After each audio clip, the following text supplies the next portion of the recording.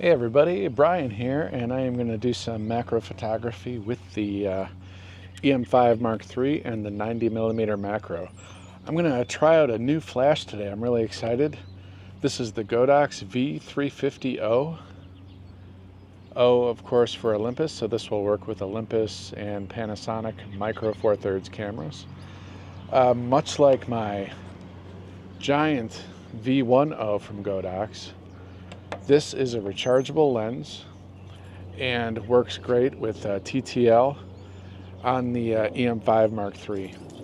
And for doing macro, I discovered something recently that I did not even know about, and that is the Godox V1O and also the V350O. You can use not only with TTL, but you can use it with electronic shutter. I don't know why, but by default, the camera has electronic shutter working with the flash turned off. I always just thought it didn't work. But I discovered through reading some online forums today that you can actually go into the menu settings. The second menu has settings for the electronic shutter and the silent shutter. The silent shutter on the Olympus and OM system cameras is the icon with the little heart on it. And you can go into the options and actually enable flash with the silent shutter. So this is so cool. So now I can do high speed bracketing and focus stacking with electronic shutter, and also single shots with the electronic shutter. So no mechanical movement, no shake. And when you're in a 2:1 macro, such as on this 90mm macro, the slightest movement can, affect the image. Even though the flash is freezing stuff so quick, the ability to use the silent shutter will just further reduce any possible camera shake. And it also just lowers the shutter count on the camera, so you're not using the mechanical shutter enough. And when you're doing brackets with, 30, 50, or 100 shots even, keeping the shutter count down and using the electronic shutter is really going to extend the life of this camera. So I am super excited to discover this. This will be the first time really using this V350 though. I'm going to see if it works well enough. This is a pretty long lens. So the V1O, it sits up higher and it sits out further when mounted on top of the camera. But with the V350O, it's a little bit further back, but I did a little bit of initial testing and it does not seem to be getting, any kind of shading going on, even at 2:1 macro. So I have this angular diffuser. This thing is like, a couple dollars on Amazon. I just put this on the front of the lens. Now, unlike the V0 that has the magnetic attachment, I don't really have anything to kind of shield this, but as I'm taking an image, I just put my hand here and kind of tilt it forward, and that will make some nice diffusion of the subjects. So you can see the side angle just as I'm taking images. I'll just go like that, and that will spread some nice light onto the subject, hopefully. So, it's early spring and there's not a lot of insects out yet, but there are a lot of ants on the large flowers that are growing at the back of the garden here. So 2:1 macro or greater, any kind of extreme macro, is great with tiny ants, because you'll see these tiny ants that you almost never notice. When you get in really close, you can get some really cool images. So let's head over to the back of the garden and see if we can get some shots, and we'll see how this flash does with the angular diffuser, 2:1 macro, single shot images of some ants. So let's go see what we can get. Yeah, it's so funny. All this time I did not know that electronic shutter could work with the flash. It never made sense to me that it didn't. And then I just happened to see today on a forum that somebody was talking about using electronic shutter and just making sure that the shutter speed is set down to no greater than 1/50th. But I tried that in the past and I can never get it to work. And it turns out that there was that silly setting that you just need to go in there and set to make it basically allow electronic shutter to work with a flash. I don't know why that's off by default. Seems strange to me, but whatever. So anyways, we're over by these flowers, And lots of ants flying, kind of just coming over. So if you can see, there's these flowers here. They haven't actually opened up yet. Some of them are starting to show a little bit of red. Where they will open up, these will become giant flowers.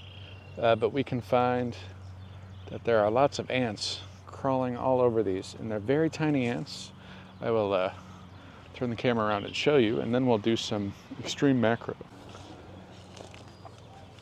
All right, so as far as my settings, pretty much anytime I'm doing macro with the flash, well, always, I'm in manual mode.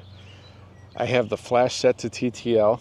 TTL works great. A lot of people don't seem to use TTL when doing macro, but I have nothing but great luck with it.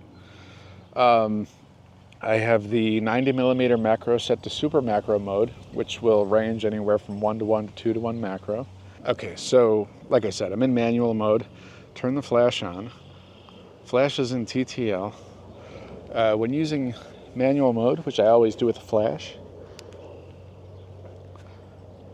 basically I will set the f-stop to f18, and the highest shutter speed with electronic shutter is going to be 1/50. If I were using mechanical shutter, I would be at 200 or 250, so that might be a reason to go back to mechanical shutter if you need that higher speed to get, maybe if you want the background to be blacker, you want to probably go up to 200 or 250, but at 50, you'll get some nice colors in the background, even if the background is a little bit further away from the subject. So the shutter speed doesn't really matter when using a flash and macro, as far as the ability to freeze motion. So don't worry about using only 1/50th or even 1/250th. You can have wind and fast moving insects and the flash will still freeze the action. So the question is this smaller V350 going to be able to work as well as my Godox V10? Let's find out. So I'm going to get a couple shots of these insects right here, small tiny ants. And we'll see what we get. So if these images turn out, I will share them back on the computer, load them up, and we'll see what they look like, if there's any good keepers here. When using the 90 millimeter macro, it has a focus clutch on the front. So what I like to do is I just rock it back, so I'm at 2:1 macro, and then I rock it forward. I have back button focus set up, so if I don't touch that and I just touch the shutter, the focus isn't going to change. And if I accidentally bump this, since I rocked it back forward, I'm locked at 2:1 right now, and moving this won't actually do anything, so I won't screw up the focus. And what I'll do instead is I'll just rock back and forth and try to get one of the ants.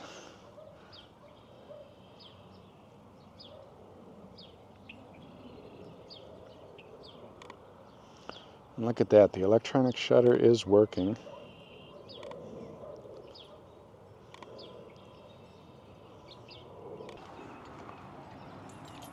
And I'm going to hold the base because it is a little bit windy. And 2:1, it's still hard to find the subject sometimes.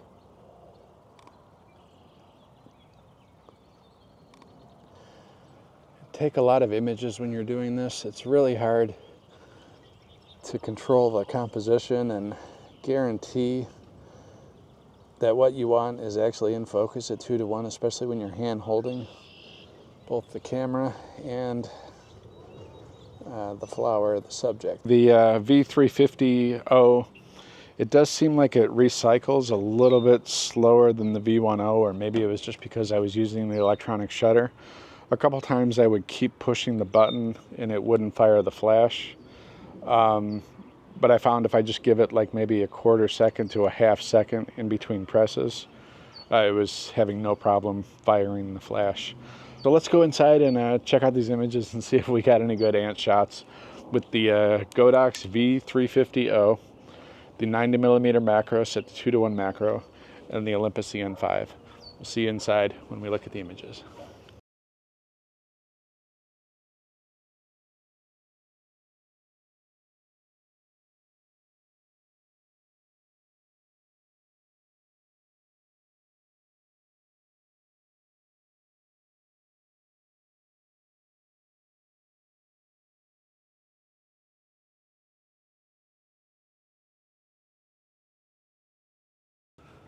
All right, so that was it. Those were pretty good images.